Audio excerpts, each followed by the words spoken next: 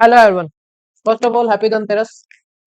आप सभी को दिवाली की बहुत बहुत शुभकामनाएं और धनतेरस की बहुत बहुत शुभकामनाएं। आज हम क्या कर रहे हैं? आज हम कर रहे हैं class 11 chapter 4 working with lists and dictionaries का पार्ट 6। ये जो पार्ट 6 है ये लास्ट पार्ट होगा, इसके बाद ये चैप्टर कंप्लीट हो जाएगा।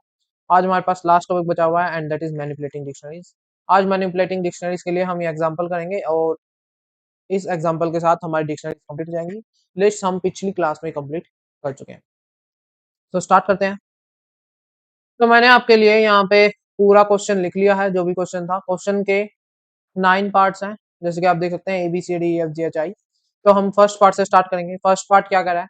फर्स्ट पार्ट कह रहा है कि एक ऐसी डिक्शनरी बनाओ जिसका नाम रखो ओड। उसमें ओड नंबर्स होने चाहिए 1 से लेके 10 तक, जहाँ पे जो की है वो क्या होनी चाहिए? डेसिमल नंबर, मतलब मैथमेटिकल नंबर होना चाहिए, और जो वैल्यू है वो कोरिस्पोंडिंग नंबर जो है वर्ड्स में होना चाहिए। तो उसके लिए मैंने क्या लिया है? एक डिक्शनरी ले ली है, इसका नाम ओड है, और इसमें क्या है?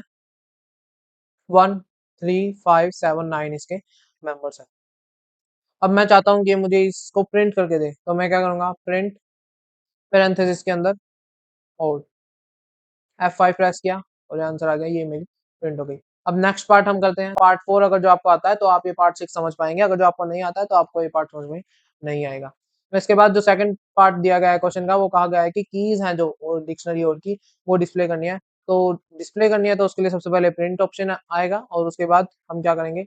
डिक्शनरी का नाम लिखेंगे और कीज लिखेंगे अंदर पैरेंथेसिस। तब क्या होगा?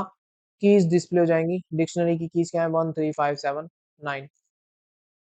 उसके बाद नेक्स्ट क्वेश्चन हम करें, तो नेक्स्ट क्वेश्चन हमें वैल्यूज डिस्प्ले करने के लिए कह रहा है। इसमें हम सेम टू सेम रखेंगे, सिर्फ कीज की जगह पे हम क्या रख देंगे? वैल्यूज रख देंगे,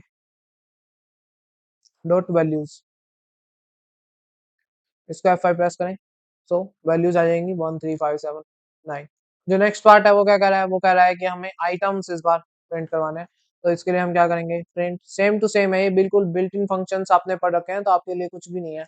ओड और फिर डॉट आइटम्स हम यहाँ पर रखेंगे।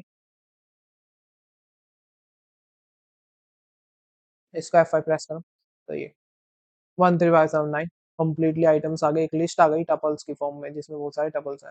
फिर हमें क्या करना है? लेंथ बतानी है, तो उसके लिए प्रिंट फंक्शन और लेंथ फंक्शन को यूज करने का थोड़ा अलग मेथड है। इसको हम लिखेंगे लेंथ, और फिर उसके बाद पेरेंथेसिस के अंदर डिक्शनरी का नाम, दैट इज।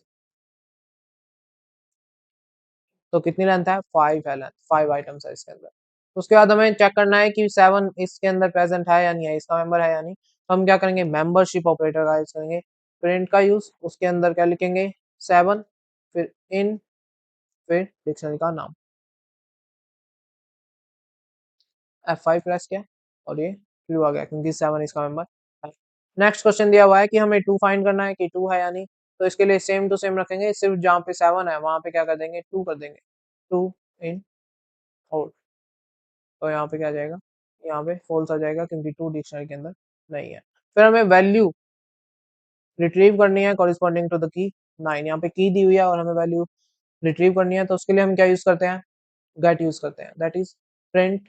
उसके बाद डिक्शनरी का नाम, डॉट गेट, और पैरेंथेसिस के अंदर की। तो यहाँ पे क्या आ गया? वैल्यू आ गई कॉरिस्पॉन्डिंग की। और लास्ट में हमें दिया हुआ है डिलीट करने item from the dictionary corresponding to the key 9। Del का यूज कर रहे हैं हम यहाँ पर, और जो क्लियर है वो सब कुछ क्लियर कर देता है। डेल का यूज करता है हम एक पर्टिकुलर की को रिमूव करने के लिए, और यहाँ पे और 9। अब यहाँ पे देखेंगे कि हम ये डिलीट हो गई है या नहीं, तो प्रिंट और, तो ये क्या आ गया? 1:1 3:3 5 7, जो 9 है वो हट गया है।